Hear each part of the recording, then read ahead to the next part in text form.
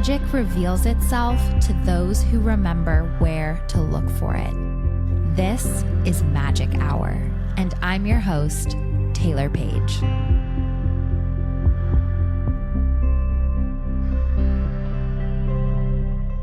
Welcome back to Magic Hour, everyone. I am your host, Taylor Paige. Hi, everyone. This is Claire, your producer. Thank you so much for joining us. So today I am so excited because we are getting into a topic with a person I couldn't love more, Dr. Michael Lennox, all about dreams.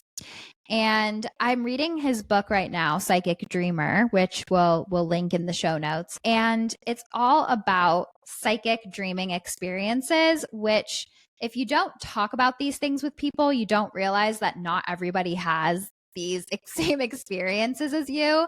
And in reading his book, I was like, oh my gosh, like I'm checking every box of these like different types of dreams. And I didn't realize that for me, my dream experience and my intuitive development and how they mirrored each other were like really, really powerful.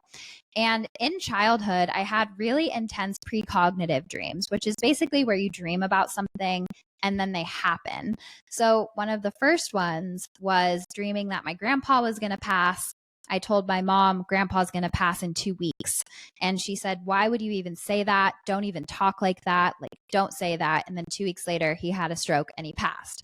And then another time I dreamt that I was in this orange orchard behind my house and my grandma was there. And I would call out to her and she didn't recognize me. She didn't hear me. It was like she was a ghost walking right through the orchard, but not understanding, not seeing me, not knowing who I was. And then she was diagnosed with dementia and she never remembered me again. So a lot of my dreaming experiences were these things that scared me to my intuition, closed me up, made me not want to tap into anything beyond my physical senses.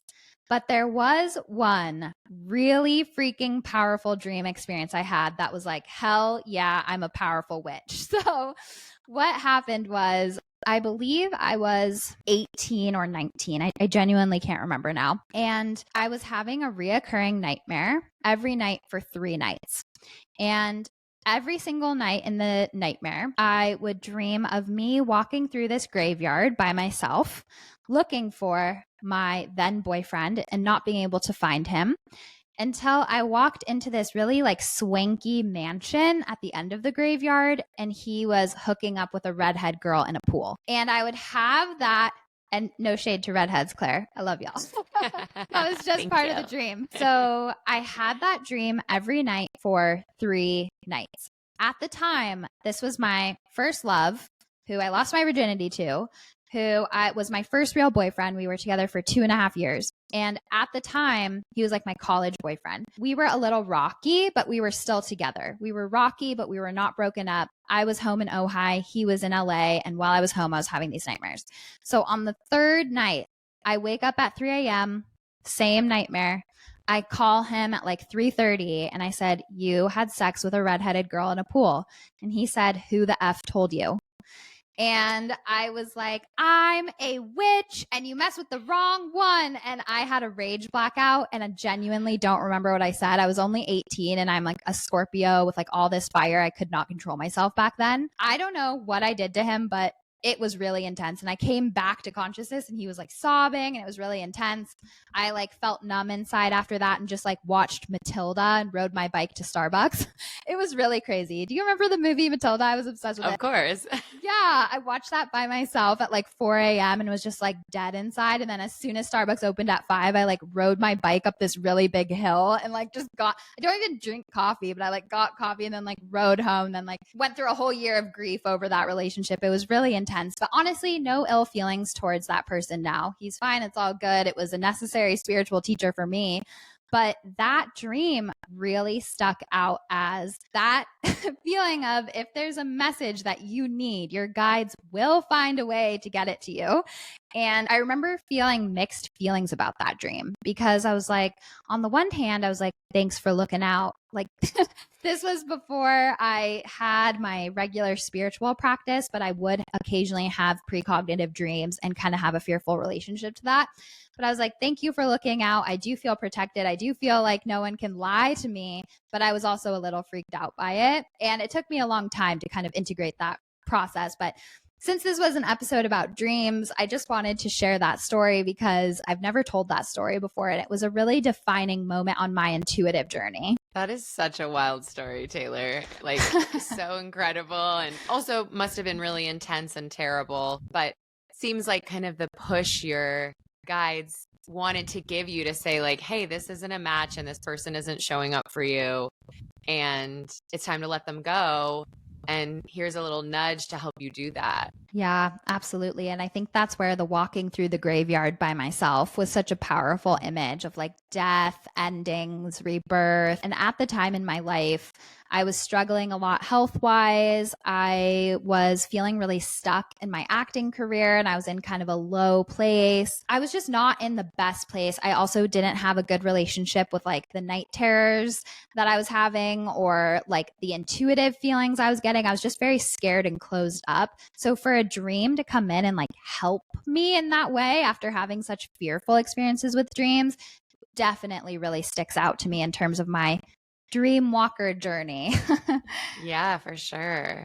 I feel like for me, my roommate always laughs about this, that my dreams are so on the nose of what it is I'm like grappling with. Like, I feel like a lot of times people wake up and they're like, I had this dream, I'm not sure what it meant. And I feel like I wake up and I'm like, yes, I know exactly what that was about. Okay. And that's a feeling I need to work through. Like, I've had this reoccurring dream and I don't have it as much anymore, but for years I was having this reoccurring dream about basically my first crush, like my first love, I guess. When I was like 4 years old, this little boy, Connor. And it was honestly a terrible exchange of energy because Connor would make me feel Connor would be very mean to me and make me feel very rejected. It was very like unrequited love. And then in moments where other little kids were mean to me and I would go sit by myself and kind of be sad, then Connor would come and give me tenderness and care. So it was a very confusing exchange with him where I was reaching for him and wanting him and he was denying me, but still giving me enough to feel the like connection between us. You know, and we were children and I went to a small school, so I knew him for years. And then several years after knowing him, I started to have these reoccurring dreams. And the dream wasn't the same every time, but the energy exchange was always the same. It's like I'd be in a house and he was somewhere in the house, but I couldn't quite find him. Or it was like he was finally going to be my boyfriend, but he was, I couldn't find where he was, or he was about to kiss me and then something would shift. And I started to recognize that I was having those dreams and I started telling people about these reoccurring dreams.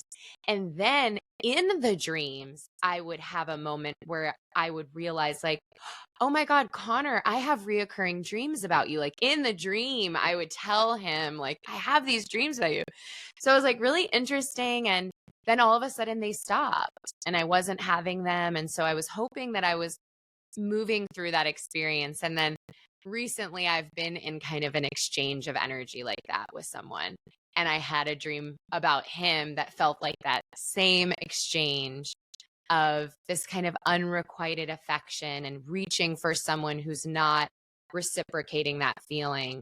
And so, yeah, it's something I'm trying to work through or just like observe as it comes up. It's like an emotional experience that I think I need to work through. And it's like my subconscious is like playing it out for me, I guess. Yeah, that makes a lot of sense. And there's two things I want to say about that. One is it cracks me up that your dreams are really like, this is what it is. Because when I've read for you, your angels have a very similar energy. Like some people's angels are very like flowy and they're like, we'll make whatever work. But your angels are like, no, this card, this message, this time. So that's like so synchronistic and funny to me. The second thing I want to say is that like this idea of Connor going to you when you're sad and not going to you when you're like looking for it.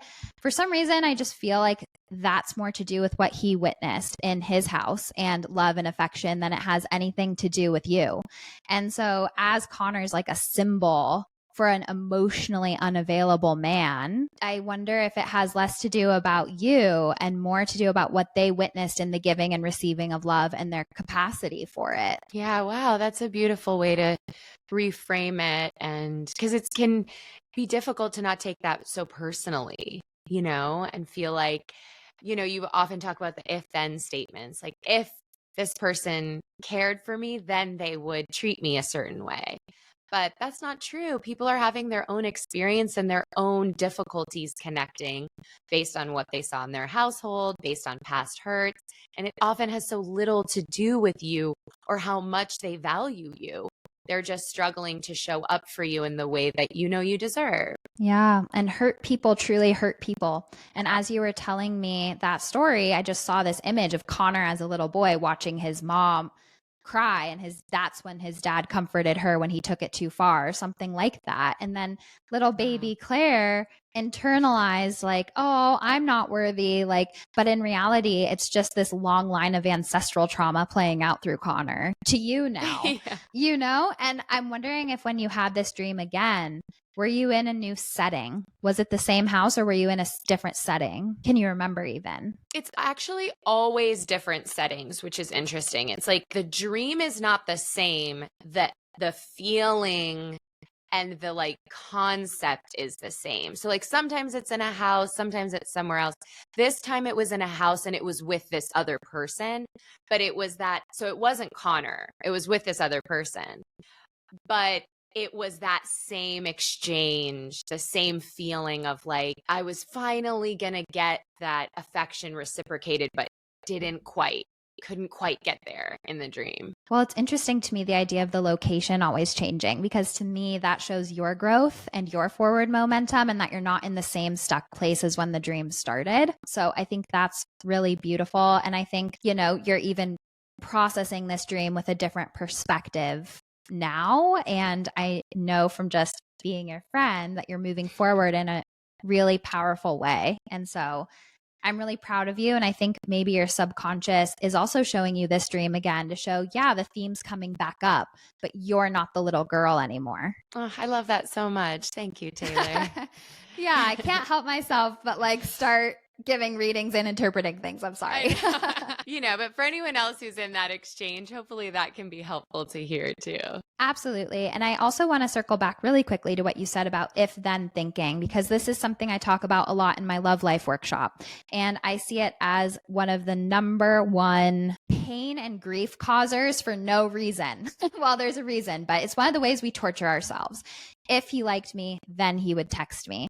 If he cared, then he would show up in XYZ way. When in reality, that's all a projection. And without communicating to him directly, you'll never know, or them directly, you'll never know.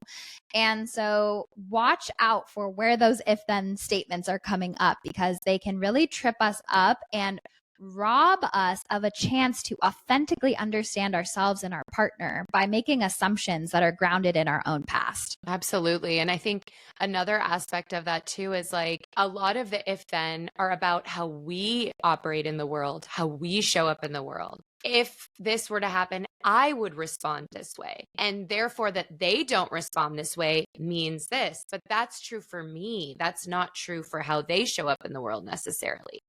And so projecting kind of like, well, I would handle it this way. So because they aren't, it means that. It's like, well, that's just true for you. It doesn't necessarily mean that that's the truth for them. They are having a different experience and show up in a different way. We have to see them in that way and receive them in that way, not in the way we think they should show up. And that's true love. That's true love, is like loving them for exactly how they show up, or saying, I don't resonate with how you're showing up, so I'm going to move forward, instead of using the if then statement to maybe create a fantasy as well, where you're assigning meanings to neutral things that actually don't have that meaning. So all about communication, and it can definitely go the other way as well, and like spinning fantasies and looking for things that don't exist. And so be gentle with yourself, be kind with yourself. And the last thing I wanted to say to you, Claire, about your reoccurring dream is that since it's a reoccurring dream that you've had since childhood, and since it's like rearing its head now, I feel like it's also like a little wink and nod to just giving your inner child some extra love right now, because she might feel rejected and she might feel like she's going in the corner to cry a little bit, but it's okay because you choose her, you're there for her, and so is everybody that freaking loves you, which is a whole village of people. Thank you, Taylor. That was beautiful. Yeah, I love you, girl. I love you too. So we're going to start to transition into our guest, Dr. Michael Lennox. Dr. Michael Lennox is a psychologist, astrologer, and expert in dreams and dream interpretation. He has been seen internationally on many television shows, beginning with the Sci-Fi Network's The Dream Team, and has also been featured on numerous network and cable television venues, including NBC's Emmy Award-winning Starting Over, Soap Talk, The Wayne Brady Show, and many others. His radio appearances talking about the power of dreams number in the hundreds. Dr. Lennox obtained his master's and doctorate in psychology from the Chicago School, and his doctoral dissertation, Astrology and Personality, is published by Lambert Academic Publishing. Dr. Lennox is also the author of 4 books on dreams: Dream Sight, a dictionary and guide for interpreting any dream; Llewellyn's Complete Dream Dictionary; Llewellyn's Little Book of Dreams; and most recently, Psychic Dreamer, which, side note, I highly recommend. I'm 2/3 of the way through. Dr. Lennox hosts the Conscious Embodiment podcast, where he talks about the astrology of the week and helps listeners decipher their dreams. He conducts classes on shadow work, self-investigation, spiritual practice, and of course, astrology in a worldwide practice based in Southern California. Could not be more thrilled for this interview. Let's get into it.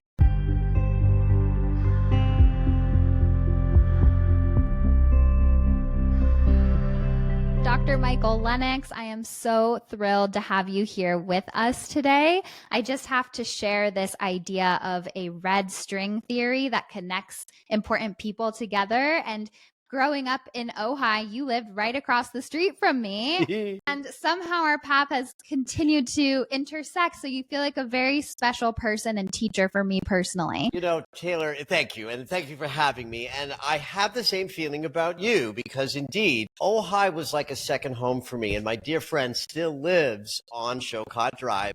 I lived there for about a year, but I also visited for many, many, many years. And I saw this sort of lovely family across the street and the little girl and the little boy. I'm like, oh, lovely.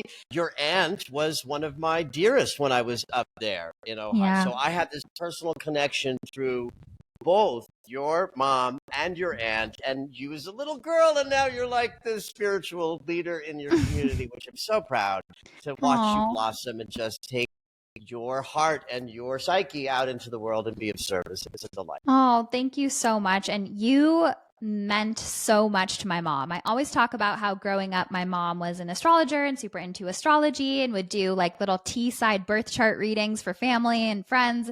And you were her biggest inspiration. So I've learned so much from you through her and from you. So full hug, group hug right now. Hey. Yeah, just so grateful for you. And of course, my aunt too, who was also a guest in episode 104. So check that out. So Michael, we like to start the podcast by asking our guest, what is your big 3? Leo sun, Libra moon, Sagittarius rising. Ooh, I can see that. I didn't know the Sag rising and the Libra moon. And my aunt's actually a Libra moon too. So there you go. You guys just get each other. I love that so much. And then how does your intuition show up for you? That's such a great question. I'm going to sort of talk about 2 things. One is I'm going to talk about what happens when I work, right? But when I'm channeling, when I'm doing a session, any kind of a teaching, any interpreting a dream, there's an aspect of self, a guide that I call teacher. Part of me, it's not a disembodied spirit, it's a part of me, but it's not an aspect of self that can embody into my physicality. It's way too big of an energy. But it's an energy that starts to vibrate me the minute I'm asked a question. So I will feel this vibration in me. Even if you're asking me like, hey, dude, do you know which way Sunset Boulevard is? Like, that's how activatable this thing is in me. And so so sometimes when I'm doing a session, I'll stop speaking and someone will inevitably say, oh, don't hold back. It's like, I ain't holding back. It's just, I've got nothing to say. It stopped talking. And I'll say that my intuition is in my mouth. It's in the words I'm speaking. I don't get messages and then speak them. I just dial in, get that energy spinning, and speak. And then everything that I say is connected to this teacher energy that comes through me. And so like, I don't ever feel deeply psychic or predictive in nature. And then I'll have people reach out to me and say, everything you said came true. And what I realized, it's not because I got a message and spoke it. It's that I dialed into a way that I bring information through me and I just freely talk. And then innocently, things I will say will be germane in a way that someone might call psychic. But it's not like I can call that gift up. Like if you said me, when am I going to blah, blah, blah? I'd be like, I don't know. But if we were in a session and I was talking and dialed in this way, the words that came out of my mouth would be coming from this other place that is information that comes through me. Privately, I'm very clairsentient, so my body is just filled with sensation all day long, day and night. Sometimes I get motion sick just from being on the planet. That's how energetically sensitive I feel.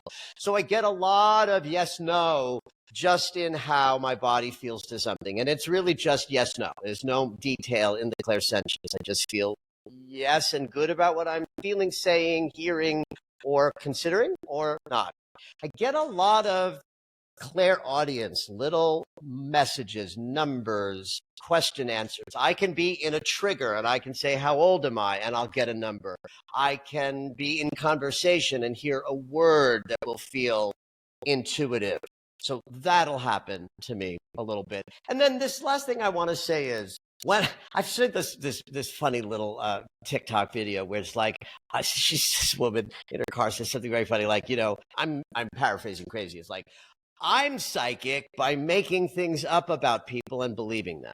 And it was like, oh my God, I recognize that at 60, I know my body so well that I do recognize that when I was younger, I was calling a lot of impulses and sensation, psyche and intuition, when they weren't. They were fantasies or passing moments or moods. And so as I've gotten older and know myself better, I can now feel a quietude of an idea that rises up in me intuitively, because I'm not thinking that every idea that rises up in me is like a psychic prediction. Right, which could be so draining and exhausting. Well, and you might not be right. Yes. And so I'm really struck by this part of your psyche that is the teacher, because it feels so connected to your Sagittarius rising and how you show up in the world. And I love the idea of that teacher coming through when there's a student to be taught. There's an alchemical process with the other person's energy. It's not just Taylor, you just gobsmacked me. Yes. Yes. And I can resonate with that as someone who holds sessions as well. When we are by ourselves, it's a completely energetic experience of our intuition than when we alchemize with someone who needs our truth or needs the truth. Oh my God, I've never had these thoughts, Taylor. This is exactly right. And sometimes when I'm in a struggle energetically and I don't feel ready to do a session, but there it is, and they paid for it, and I got to show up. The thing that will be the linchpin to change the squeeze feeling is I click on Zoom, they come forward, and then the person arrives, and every bit of squeeze is out of the room because the person who needs the help has shown up, and so the service happens. Yeah, that's exactly right. That's what I was just about to say. You've stepped into service and your guides meet you where you're at. And so, yeah, that's just so, so beautiful. And in terms of clairsentience, I'm wondering, can you feel when you're co-creating with teacher? Does it feel different as well? Oh my fucking God. Oh, excuse my language. Yes. In fact, all good. We changed our rating to explicit. Good. I had a funny thing happen. I do this monthly meeting on Zoom for my following where I talk about astrology, and I lead a meditation in the last 12 minutes or so. And so when I'm teaching, and then I go into the meditation. I'm not in trance because I'm leading the meditation, right? I'm just speaking words, and then I wait a minute between, each sort of phrase of the meditation, and my voice will get lower, quieter. And a woman said, ooh, I can hear when you're channeling, your voice changes. And I didn't say anything, but I was like, oh, honey, no, that's not my channeling voice. That's That's my meditative voice.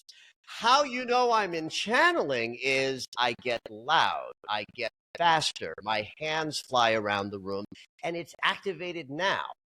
It's activated just by being in a circumstance where someone's asking me questions about wisdom.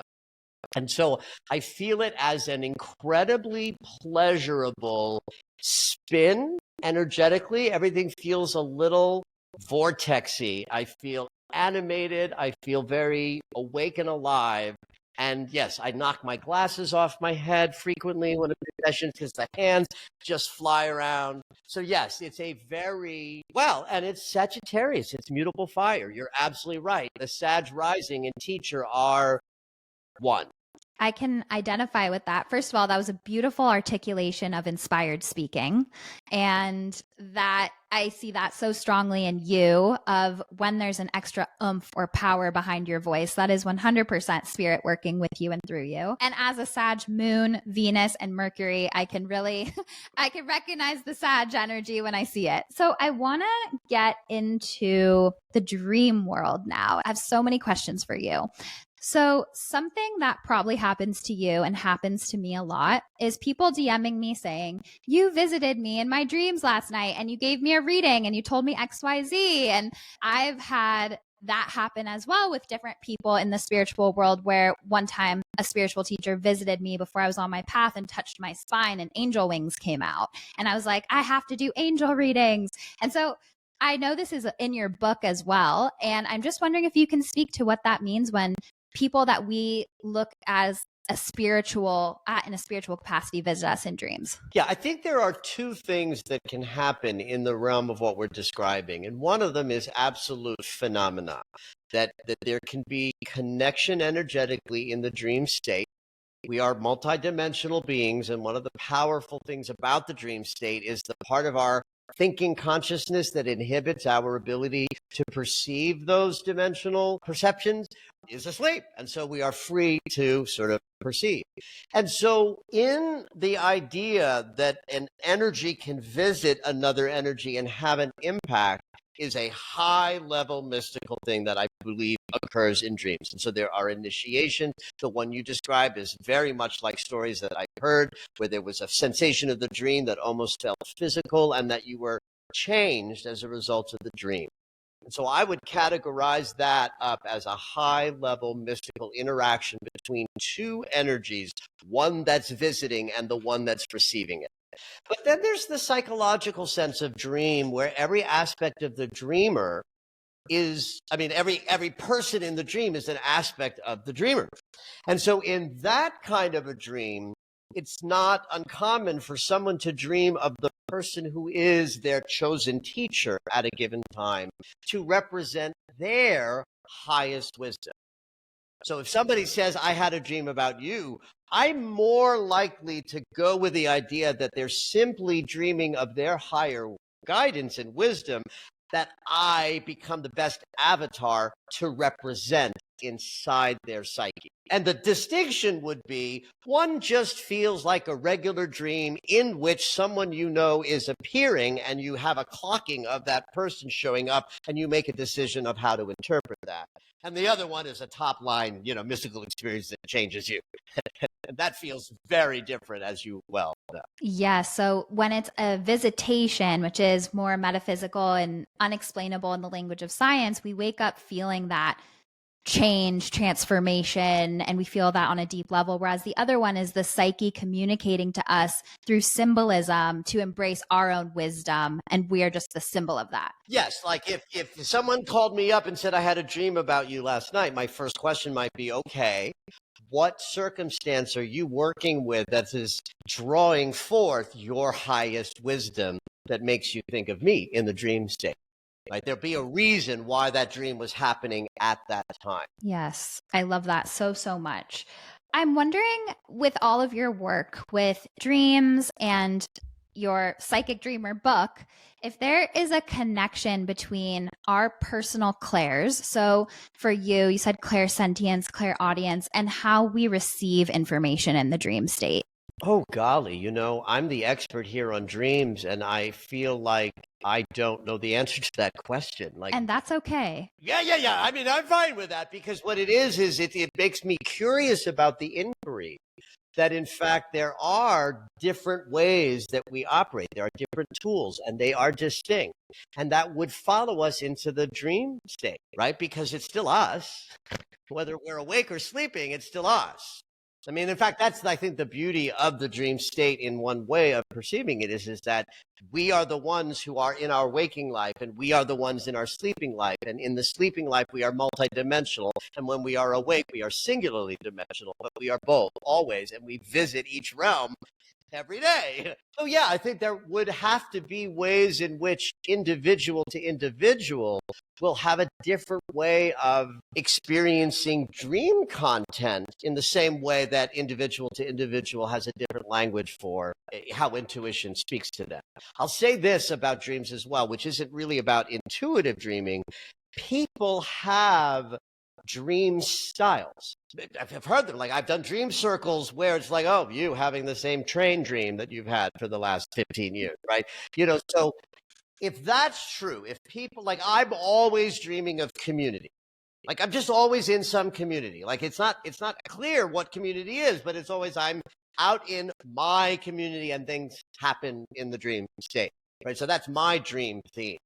So if all of us have different sort of ways we codify the dream experience, might that not be based on the same ways we codify connecting to intuition when we're awake?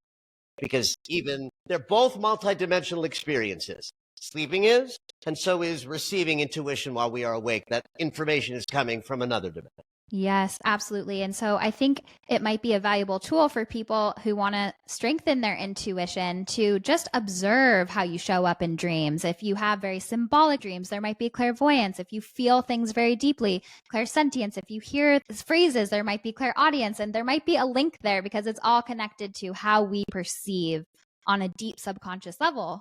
I think you're absolutely speaking into something. For sure. Thank you.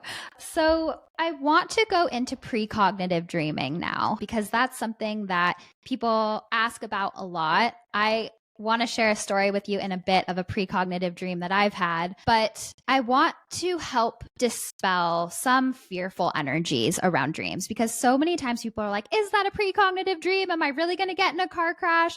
And so how can people tell the difference between precognitive dreams and your psyche working things out? Well, one thing is always feel. The dreams feel different. So one of the important things it'll be for a person to sort of work with their dreams in a more fine-tuned way is to get a sense of the baseline. What dream feels like just a standard, regular dream to you, so that when you wake up from a dream, you can clock one that was out of the ordinary, right? So that's one thing. I will say this too, just about, I don't know if this will help anybody who has fear of a dream that feels precognitive, that looks like something nefarious, like a car accident or something. In my many years of listening to dreams and the thousands upon thousands of dreams I have heard, not once have I ever heard a story of a precognitive dream and then an event that matched the fearful stories that people say of, oh my God, I have this dream. Am I going to die in a car accident? So now, speaking of car accidents, I worked with a woman many years ago who was a bona fide frequent precognitive dreamer. It ran in her family. There were lots and lots of very detailed ways that she dreamed this, then it happened. And one day she has a dream that she's going to get into a car accident, that this is important, on Sepulveda Boulevard. Mm-hmm. And I said, well, honey, I don't know if this is going to come true or not, but I got a suggestion for you. This winter, when it rains, don't drive home over Sepulveda. Take another route. So people are afraid. It's just a standard thing to be fearful in the human body. It's one of the things we have to grapple with, is all the ways that we are fearful. And I think that fear of awful events is one way that, people can sort of, get caught by a fear. And so it's not magic and it's not a movie. My first precognitive dream, it's in the book. I just walked into high school and we sat in a circle, cross-legged, which is unusual for high school. And I had dreamed that image 4 or 5 nights before. So right there tells us that precognitive dreaming, like here's what I decide that means. Precognitive dreaming is ubiquitous. It happens all the time. And it's mostly innocuous. So that your job as someone who wants to increase your intuition with precognitive dreaming is to try to put the idea that the fearful thing will happen and that's terrifying aside and spend time paying attention to your dreams as you're having them so that you can clock, are things you're dreaming coming to be? And even by doing that, I think people will start to notice that it's in small little ways that we get precognitive dreams and an occasional big one. But the idea that we're going to bump into something dangerous is just unfounded in my experience. And the idea of people being frightened by a dream image is absolutely constant in my life. Hundreds of people over the years have been like, oh my God, I'm terrified that this will happen. And it's like, well, have previous dreams come true in exactly the way you dreamed them? Maybe yes, maybe no. But fear is a very powerful force that changes our perceptions. So the dream that comes that's intuitive and precognitive is a perception moment that's you using these lovely ways that we're sensitive to have a better experience of moving through the world perception-wise. And then we add the fear. Yeah, that's so comforting to hear that in your thousands of dreams, it's really very rare or not once. Yeah, not once. Not once has someone said, I've dreamed that she drove off the cliff and 2 weeks later she drove off the cliff. Yeah. So I had an interesting and very powerful precognitive dream back in 2016. So I was going through a really intense breakup and I was missing this person so much and was having a really hard time with it. And I had a very vivid dreaming experience where it was the end of the world. There were mobs outside, there were boarded up windows, it wasn't safe to go outside, and he and I reconnected when the world ended.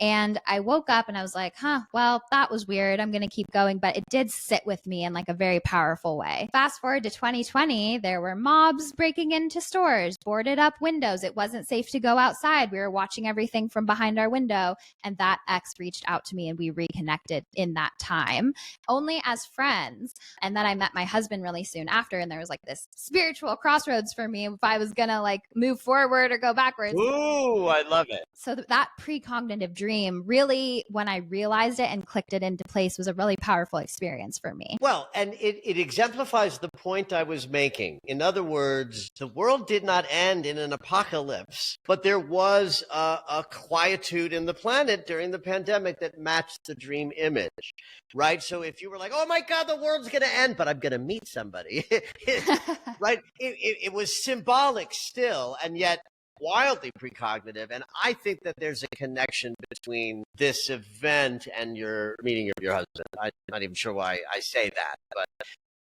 that somehow the precognition to that thing that then unfolded and the reconnection, then the next story or the next pearl in the necklace is I met my husband. So I'm just wondering if there wasn't some way that your psyche was just opening up space, got filled by him and not by the other person. That makes so much sense and was very true. And I had to make a very conscious decision. And it's almost like the end of the world was the end of my world because yes, it was the end of your old world. My old world, when I met my husband, literally everything in my life changed. So that's so cool. It's something I never even thought about before. So something people ask a lot about is when they see an ex in a dream, and it can really throw them for a loop. And they're like, does this mean this person's thinking about me? Does this mean we're supposed to get back together? And what would you say to that? Well, I would say that those thoughts, even if they're accurate, are not valuable and helpful. So I would try to dispel a person from wondering if that's what's up.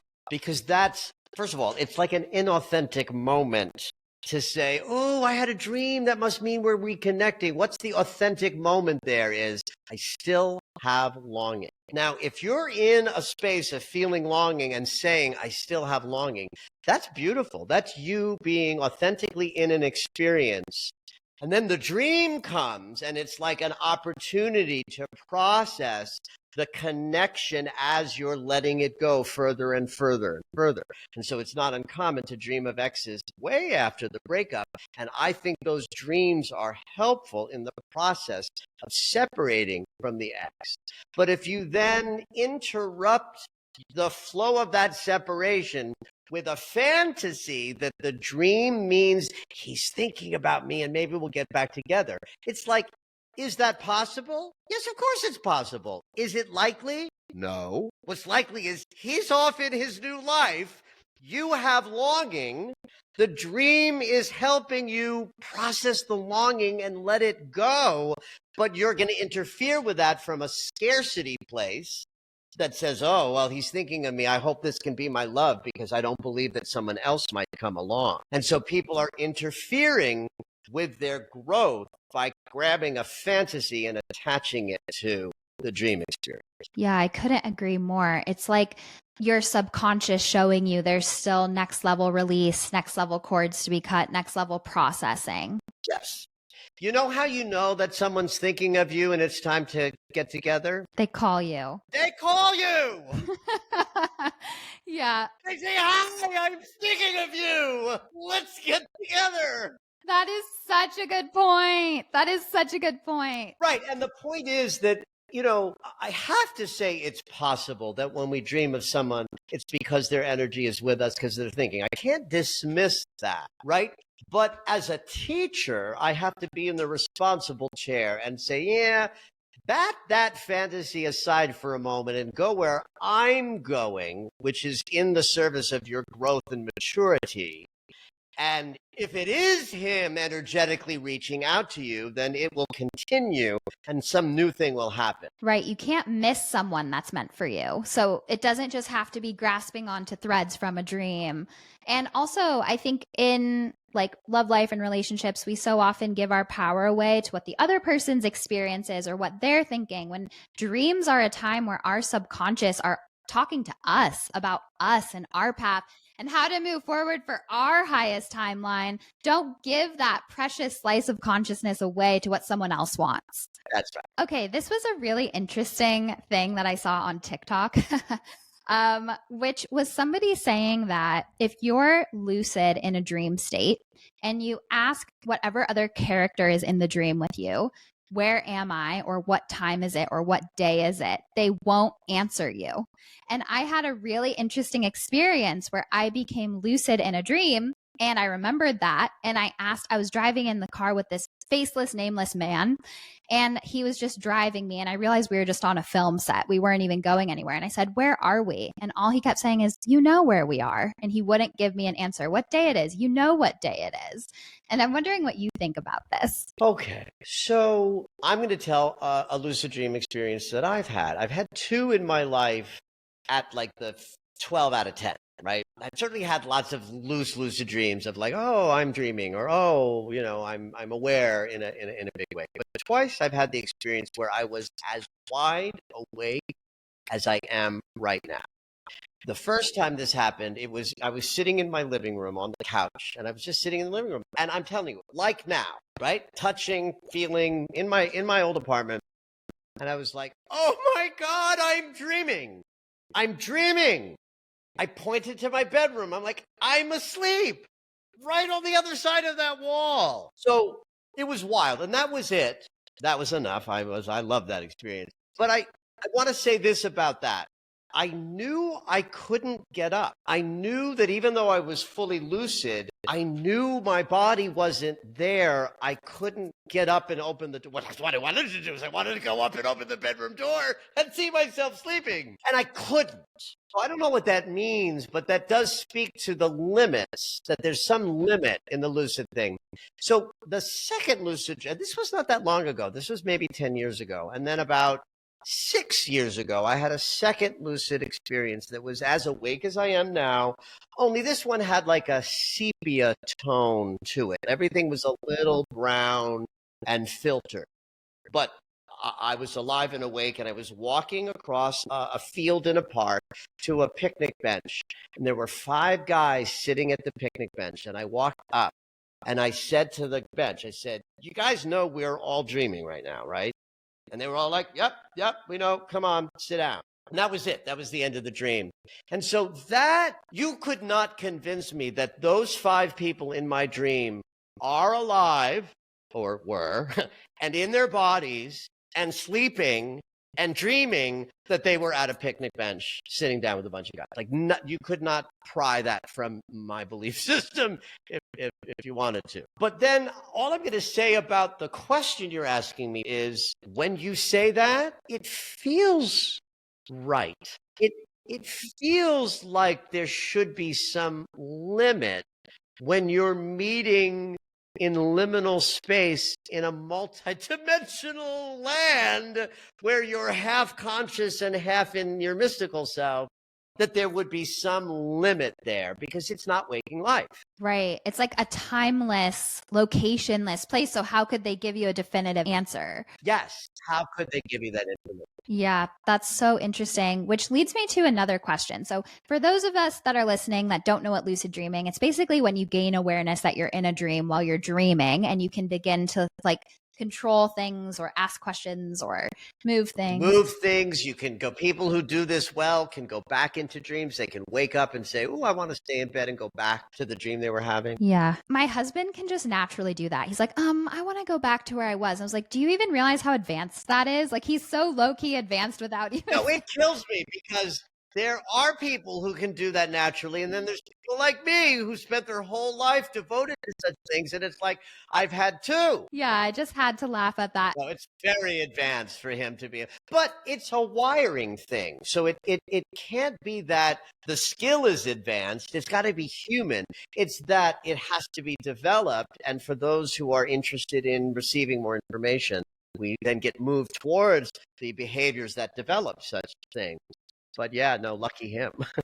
It reminds me of this like joke from Parks and Rec where one of the characters, Ron, gets forced to go to this hour-long meditation thing. And then in his confessional, he's like, yeah, I went to this hour-long meditation thing, but they don't realize I didn't think about anything the whole time. It's like, that is the point of meditation. Like you're doing it perfectly.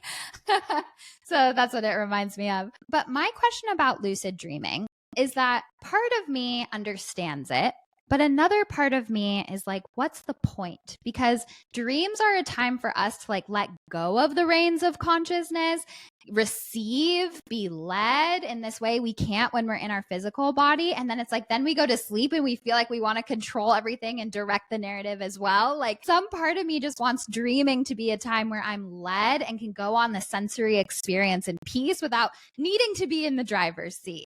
First of all, I love the beautiful way you describe dreams and dreaming and dream work.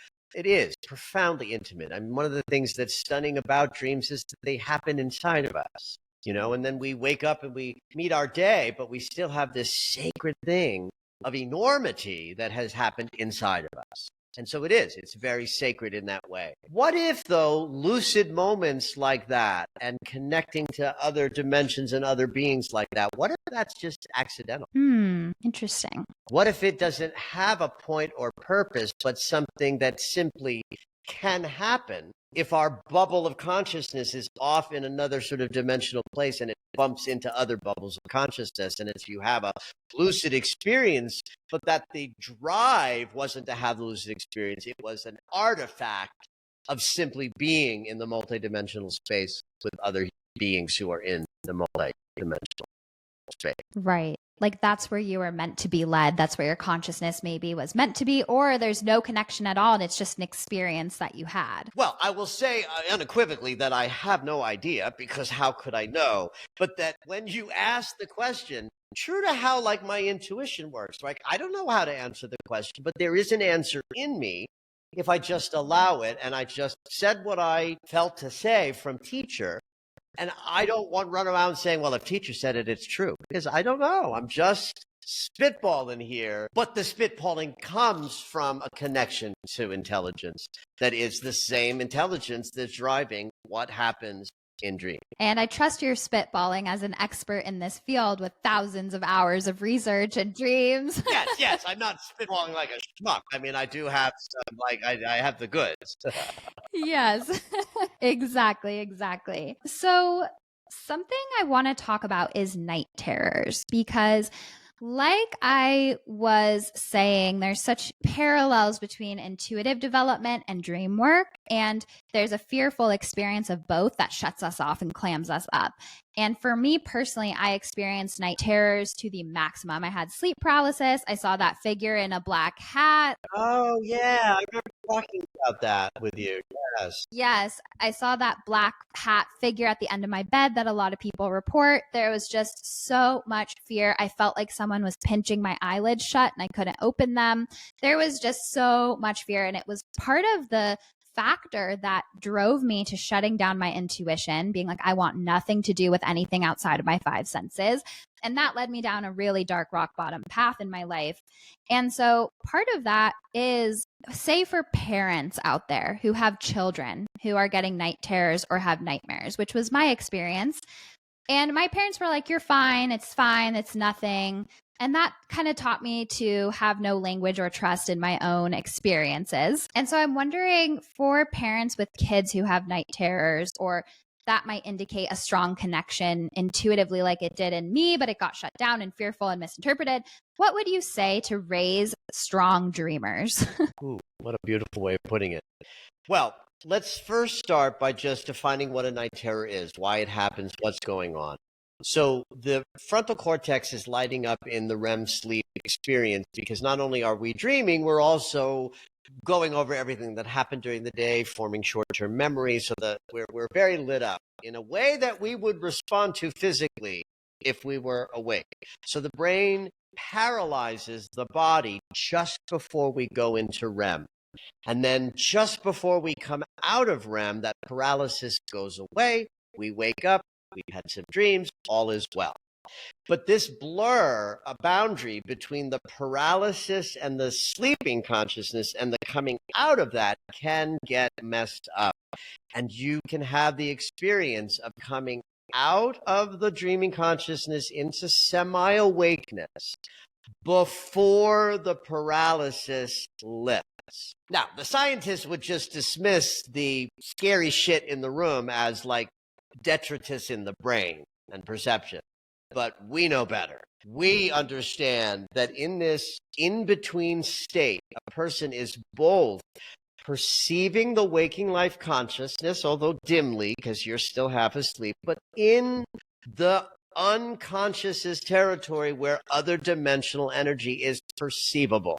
So you're in both states. So what's in the room that shows up as dark figures or a succubus on your chest bringing your life force out of you or pinching of the eyes, we have to be very careful to not just label what we're experiencing as bad and evil, though people have. You have the succubus and succubi as an idea from night terrors. I believe that the terrifying aspect of this is because we're paralyzed. We can't move, we can't breathe, and we're perceiving multidimensionality while being unable to move or breathe. Of course, the perception is going to be evil, bad, sitting on my chest. I can't move. It's trying to take my life force. Now, I met somebody once who I interviewed, and somewhere in my boxes, I've got a tape with this interview. I wish I could find it. He was somebody who had chronic night terrors. And he decided, he had an intuitive hit that this evil energy was not evil. He didn't know what I knew, but he just had this instinct. And so what he started to do every morning as he would wake up into a night terror, he would go into a meditative state. And over time, he transformed the experience from evil, scary entity to beautiful light goddess energy that interacted with him erotically. My belief is that's what it always was.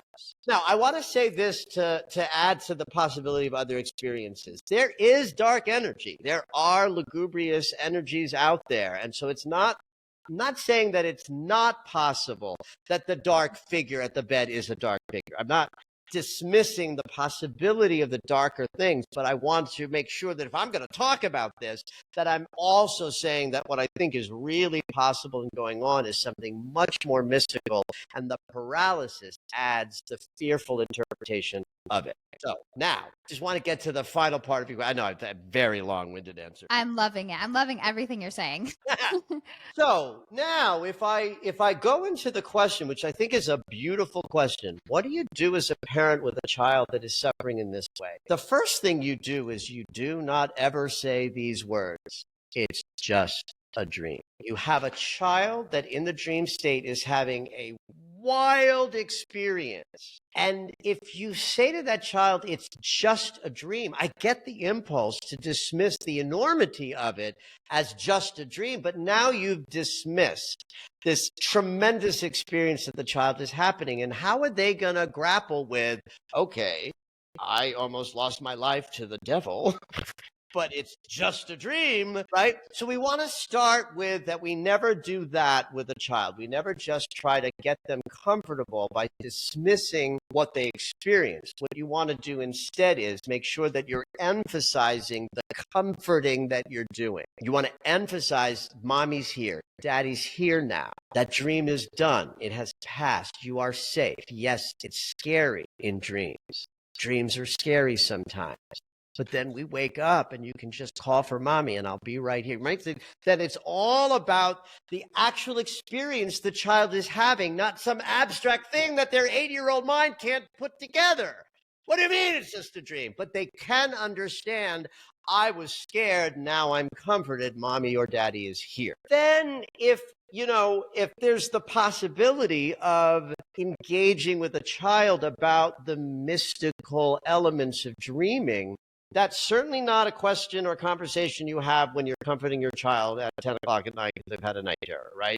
But you might introduce such conversations to a child at the breakfast table about what dreams are and where we go and what did it feel like, so that there's a normalization in the waking life about that occasional terrifying experience that happens sometimes.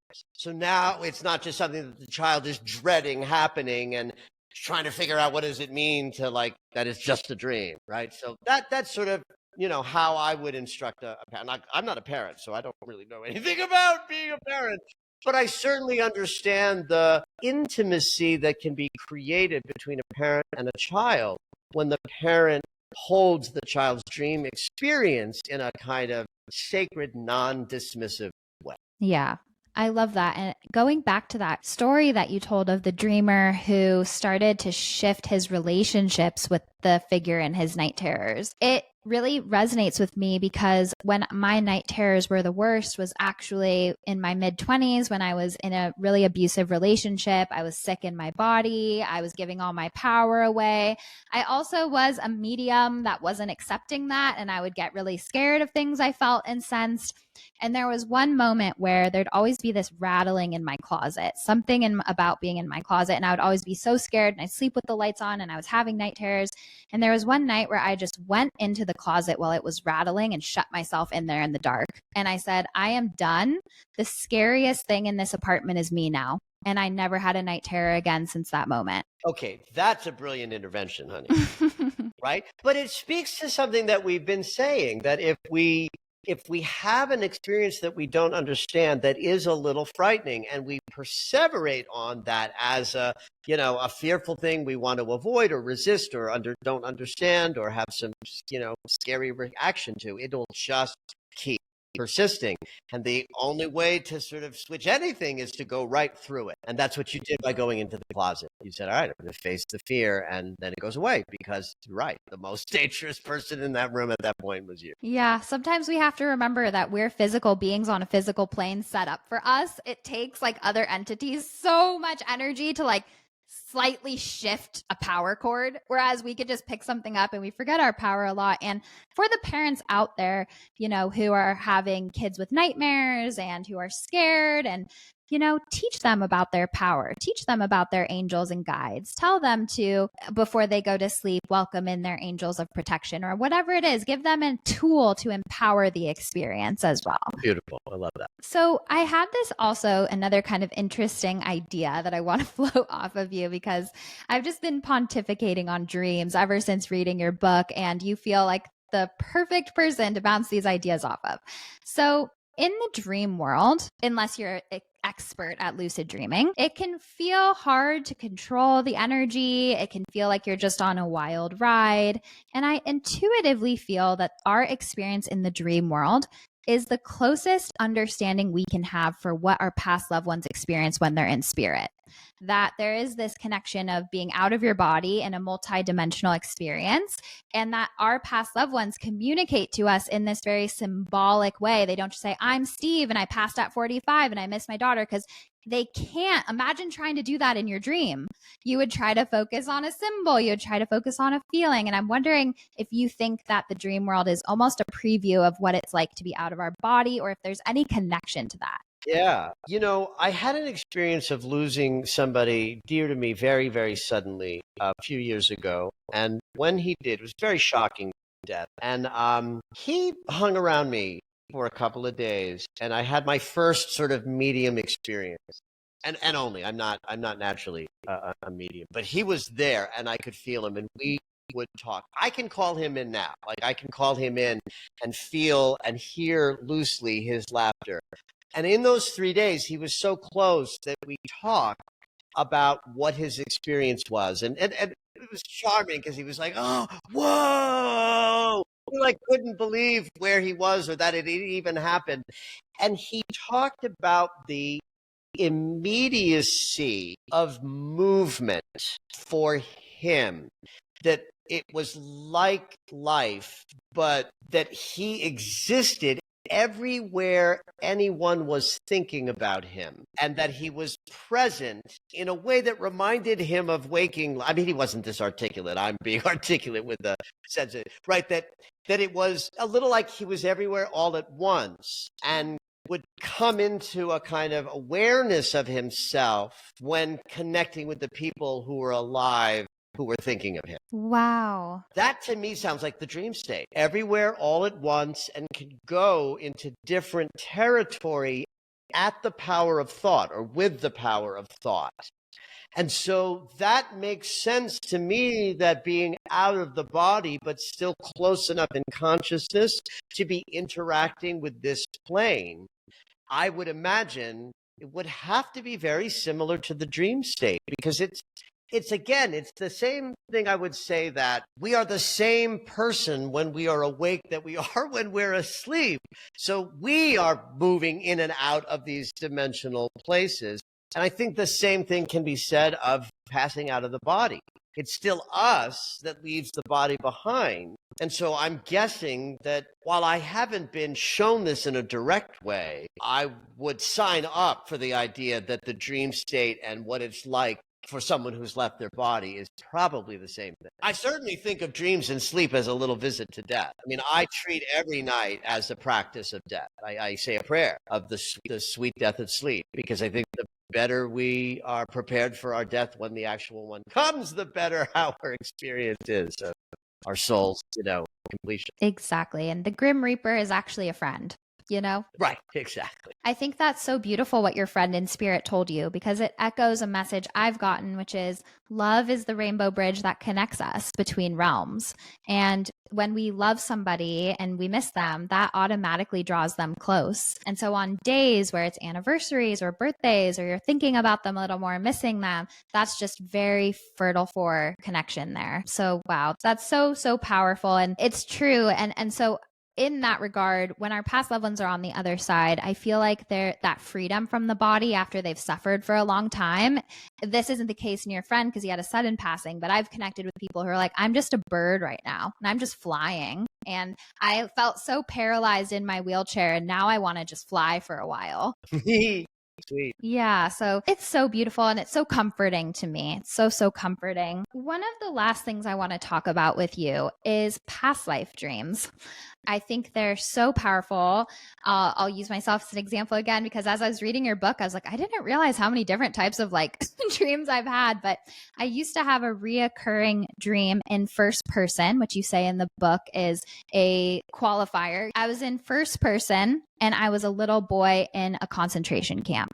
And I every single day would sneak out to this fence. And I remember so vividly with dirt under my nails, getting a rock and scraping at this fence. And every day I would scrape more at that fence, scrape more at that fence. The dream was in German, by the way. Wow.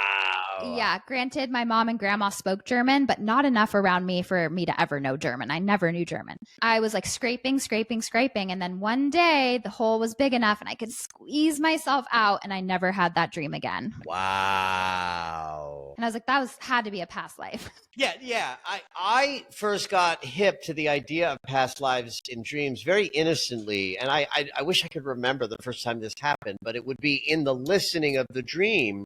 I would say, this sounds like a past life dream. And of course, it's always because of, over years, I was like, well, why do I say that when I say that? Well, the first thing is the dream is likely going to be first person. The person has experienced themselves as the person having the dream, and it's not them. Another one would be like cogency. Dreams are chaotic and erratic, and they take us to all kinds of wacky places that are disparate and don't fit or make sense. But when you have a whole dream that's in like one town or one city or one setting, that's cogency. But when I was hearing dreams that felt like that, it was like, oh, wow. That's unmistakable. Like, it's not like I learned a technique or came up with some brilliant channeling. It was just something that would happen. And then I started paying attention. It's like, oh, it's because of this idea of a place. But you've had several of these dreams, one that you just shared with us, right? And so I haven't had a lot of them myself. So my experience of them is more in the hearing of them than the having of them. But again, it speaks to this idea that in the sleeping state, we are capable of transcending all sorts of perceptions, including time. So interesting. And I feel like in the having of that dream, there was also a sense of like unfinished business a little bit. And I would wake up feeling like a little uneasy, like, oh, I have to keep digging. So I think some of the indicators of psychic dreams, visitations, things greater than just our psyche is the way they change us and sit with us when we wake up. Yeah. And who knows? Maybe there's a child from decades and decades and decades ago who dreamt of you while waking up and going to scrape a fence. That was a shared experience. Yes. Maybe it was an ancestor, Like, there you go. That's the beauty of all of this. The human experience is more mystery than clarity. And one of the reasons why I love dreams is it allows us to marinate in the mystery fully without having to make complete sense of it. But inside those dream experiences are all kinds of human wisdom and experiences that are divine. Yeah. And I love the freedom of that we really aren't supposed to know. And it's human nature to want pattern recognition, which is why astrology is like so popular. It's the pattern recognition of time, which is the most chaotic thing ever. But I think that to me is more fun, being like, we don't know. And the possibilities are endless, and just let yourself receive and flow and see what comes through. And we're literally on a rock floating in the sky. I always say that. That's right. And the experience of just living it is rich and juicy and a mystery. Yeah. And sometimes we try to project human consciousness of control onto it. Like, if you have this, it means this happened. If you had this, it means that happened. And that robs a little bit of the joy. Just let yourself stay open. We're all evolving our consciousness on the planet, and new ideas are going to keep coming to us. Can I ask a follow-up question, Taylor? Yeah. Sure. Okay. This has been such a fascinating conversation, you guys. I could hear you talk about this forever and ever. But this goes back to something you were talking about before, about maybe like a reoccurring theme coming up in a dream that is about something you're processing and kind of learning from. And I guess my question around it is, how do you utilize that? It's like this theme's coming up, this thing that needs to be healed. Are you healing it just because you're dreaming about it, or is that leading you to some further element of healing? Okay, that's like three great questions. So one answer, one thing to say is that yes, dreams are providing value to us, whether we remember them or not, right? So we are growing in wisdom through dreaming experiences. Even just the practicing of being a human in scary dreams helps us wake up the next day being a better human at mastering the chaos of being awake and alive. So that's important to say. I'm really glad you asked this question so that anybody listening understands that this dream's capacity to help us heal and grow and increase our intuition is happening whether we're paying attention or not. So yes, so we start with that. Then there's always the ability to take the work to a deeper place.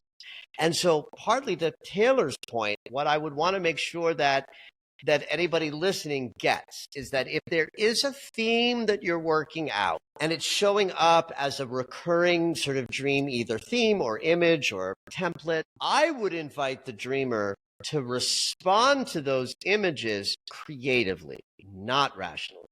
Don't sit there after the dream to figure out what it means. Take the image that was the biggest recurring theme, draw it, write a poem about it, dance around your living room acting it out. Really the drawing. I mean, I'm kidding with all those other things. But the idea is this. The psyche and the unconscious speak a language. It's the language of symbol. It's an irrational land that doesn't have linear analytic thinking that we have.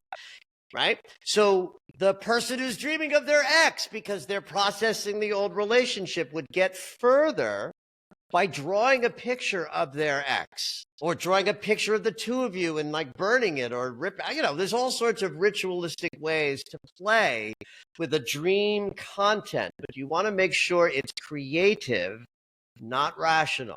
So that's why, like right behind me, there's a cabinet with all sorts of art supplies.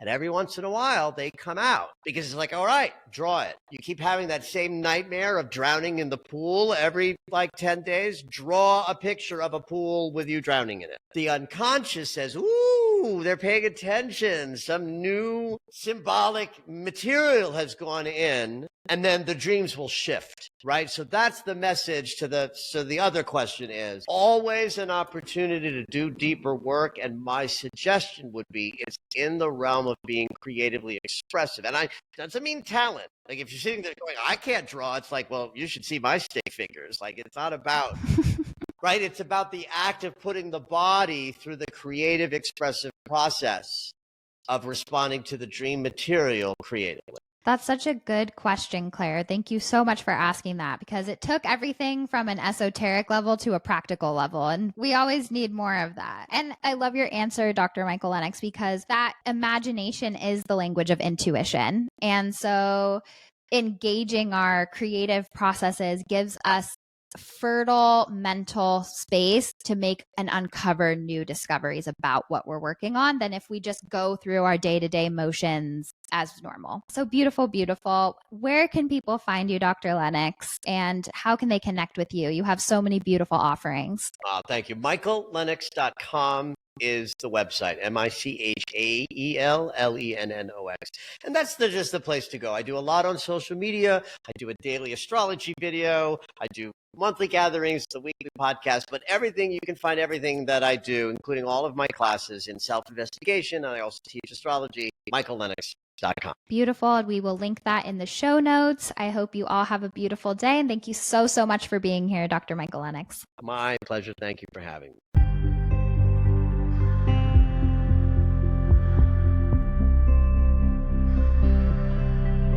Welcome to Sitting with Spirit, my loves. What an amazing episode with Dr. Michael Lennox. So much to chew over there. One thing I just like to say for developing intuitives, which I know many of you are, working with dreams, having a dream journal and bringing your subconscious perceptions in the dream world into your conscious awareness strengthens the muscle that intuitives and psychics and mediums use. It's that I think I saw Laura Lynn Jackson saying they did studies of her brain when she's in a reading, and that when she's in a reading, she's in a waking state of REM. So there is something really amazing there about that muscle, that bridge that connects our subconscious mind and our conscious awareness.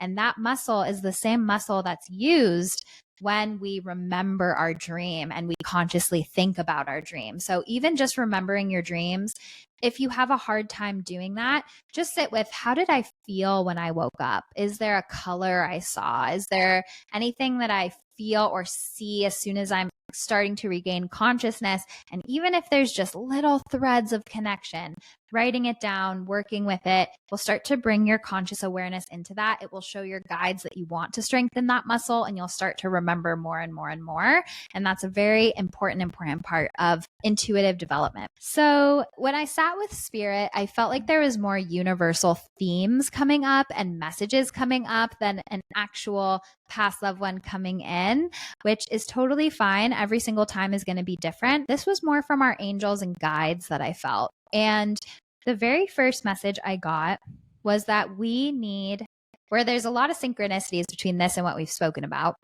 we need new energetic strategies to support who we are now. That's the very first message that I got, is that I have chills when I'm talking about this. The astrology has not been easy in 2024, my loves, not to mention 2023, 2022, 2021, and 2020.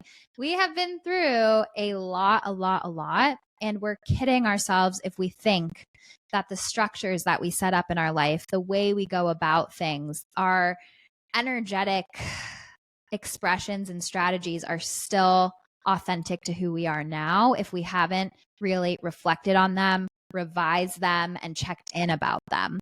And so the very first message is we are reborn. Collectively, we are all reborn. We are not the same version of self. And the ways we used to talk about things, approach things, go about things, think about things, the way things were structured, they might be outgrown and sort of poking holes in your cup so that no matter how much you try to fill it, you feel empty and drained and in an inauthentic version of self. So revising your energetic strategies. And for a personal example of this and what I mean by it, I have a challenging dynamic with a couple of my family members. And in the past, I would debate this family member. I would try to get this family member to see my side. I would cry. I would get so emotionally swept up in just wanting this family member to understand where I was coming from in a way that gave my power away and also drained me. And I had a harder time showing up for my clients. And just last night, I was like, who is this strategy serving? Like the opportunity to have that same dance came up. And I was like, who is this energetic strategy for? Not me. Even the idea of picking a new strategy or thinking about it in a strategic way was outside of my consciousness before this consideration. And instead, I wrote this family member an email that said, I love you so much. We can talk about this with a therapist present, but historically, this type of conversation leads to debates and a way of energetic exchange that leaves me completely drained and unable to show up for my responsibilities. So I'm going to have to go about this in a new way. And it felt like a pressure lifted off of my chest. It was very scary for my inner child to be in this in between and wanting that instant validation from this family member. But it felt so good to wake up today, not in an emotional hangover, not activated, not triggered.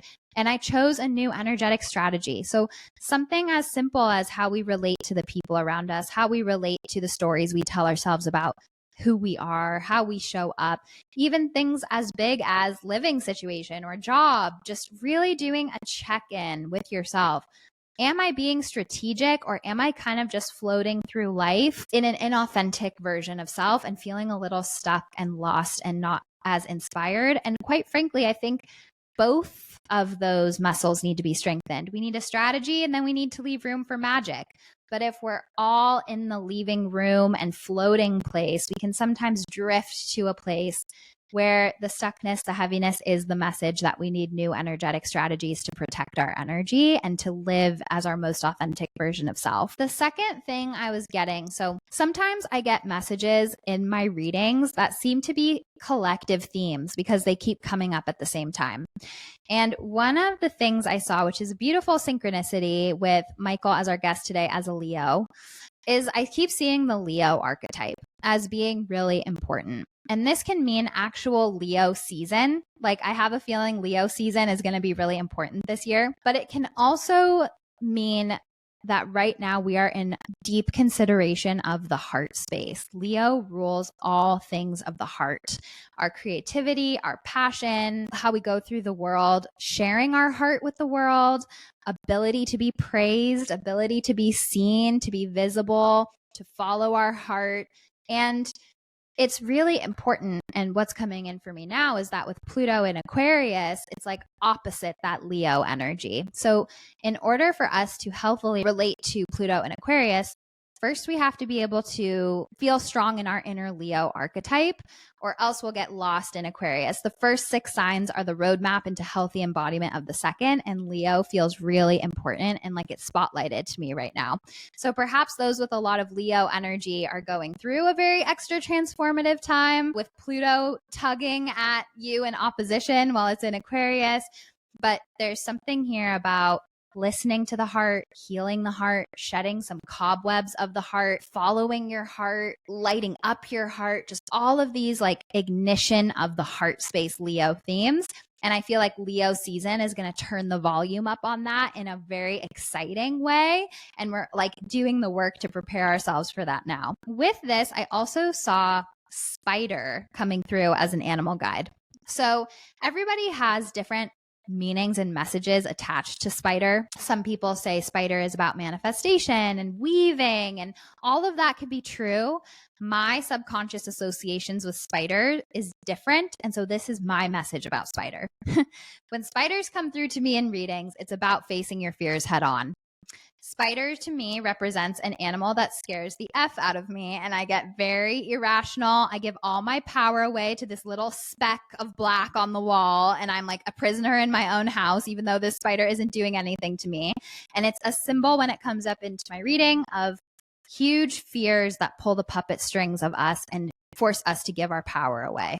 And so this is a moment, sort of like that story I told with Dr. Michael Lennox about me going into the closet, locking myself into the darkness and just saying, now what, biatch? Like, I'm the scariest thing in here. You're going to rattle something else at me. And I feel like that's kind of this, and yeah, I'm getting a little aggro, but like, I feel like we need to face our fears head on and being like, no more going bump in the night, no more innuendos and hints and like traces of these fearful narratives that are trying to scare me into a scarcity consciousness or a timeline where I give my power away. No more of that. Sort of like that Chinese finger trap game where you have to go towards it to get free from it. That's what I feel with spider as an animal guide here, where it's like the more we try to run from our fear, the more we try to distract or avoid or numb or force outcomes, the more control that fear has over us. So I feel like there's something here of your version of locking yourself in the closet, of whatever that super scary thing is. And I promise you, the reality of it when you face it is so much less scary than actually every single day being in an internal battle with that fear. So there's something here about just facing your fear head on and knowing how freaking strong you are, and that the fearful narrative has nothing on your heart's light, on your strength and what is possible for you. So just like that spider, if you're anything like me, where are you forgetting how you are about 1,000 times bigger than that spider? Or I don't know the math, but don't give your power away to little things that don't deserve it, are leaking your energy and are making you feel stuck and trapped in your own circumstances, when in reality you have wings and there are endless possibilities for you in this life. It's interesting because when I saw spider, I also saw the symbol of home and family with that. So I don't know if a big portion of the hummingbird collective is feeling fear around creating a family, timelines of a family, buying a house, having your own home, like any of that home and immediate family stuff might be a suggestion from your angels of where the shadows might lie and where to like really confront that. Like that if-then statement of, if this doesn't happen for me, then I'll never have this, or whatever your fears are dangling at you in your peripherals, step right up to that fear, look in the mirror and say, okay, now what? Yeah, I've confronted it. I've faced the worst possible case scenario. Can I follow my heart now? Thanks. And so the last part of the message is this volcano erupting. And yeah, volcanoes can be destructive. It can be scary when they erupt. But the feeling I got with this was the message, better out than in. And so if you're having big emotional reactions, if things are blowing up or falling apart or leaving your life, better out than in. Sometimes we try so hard to hold on to everything, to control everything, or keep things that are no longer an authentic match to our highest self, our most powerful self. And we exhaust ourselves bending over backwards and walking on eggshells to keep this thing, when in reality, better out than in is what your angels and guides want you to consider. Whether it's big emotions that you need to feel and let out so they're not trapped in your body, whether it's words that you've been wanting to say, but you feel like you couldn't and you finally get them out, whether it's an actual physical thing leaving your life, better out than in. If it wants to go, let it. Don't hold on to it.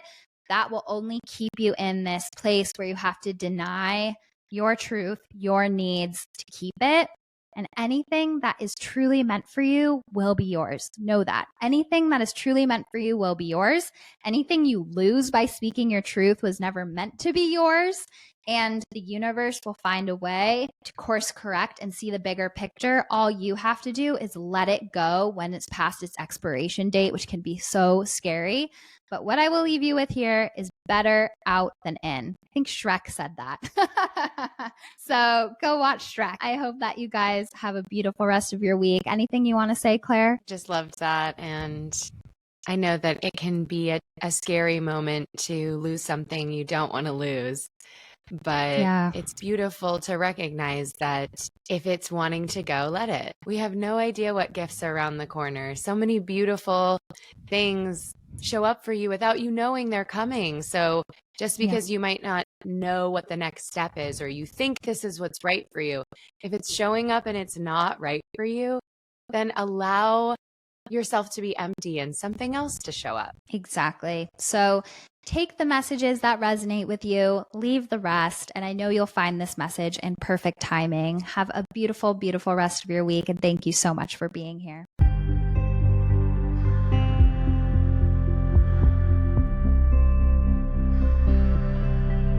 Did you know that Taylor does a monthly gathering called Earth Angel Club for each zodiac sign? She gives an astrological weather report, an energy update, and leads a guided angelic meditation attuned to the current energy. Plus, she gives ritual suggestions for each zodiac season. Check availability for Earth Angel Club on angelsandamethyst.com. Each EAC ticket provides priority scheduling with Taylor and is one of the best ways to skip the waitlist. If you're navigating an emergency, please inquire about Taylor's emergency fee as another way to skip the waitlist by emailing scheduling@angelsandamethyst.com. For more information on Taylor and her work, go to angelsandamethyst.com or connect with her on Instagram at angels_and_amethyst. She is the one verified account with this name and will never DM you for a reading. If you have any questions about intuition, spirituality, angels, or anything and everything magical, please email contact@magichourpod.com. We will answer listener questions once a month in our solo episodes. Are you an aligned business owner that would like to advertise to our beautiful hummingbird community? Please email contact@magichourpod.com. Make sure you're subscribing to Magic Hour so you never miss the magic. And don't forget to leave us 5 sparkling star reviews. They help more magical people find the pod. Please screenshot and email your 5-star reviews to contact@magichourpod.com. And we will send you a free downloadable angelic meditation and enter you to win an angel reading with Taylor Paige. The next giveaway will happen when we hit 111 5-star reviews. Thank you for listening to Magic Hour with Taylor Paige. Remember, you are magic.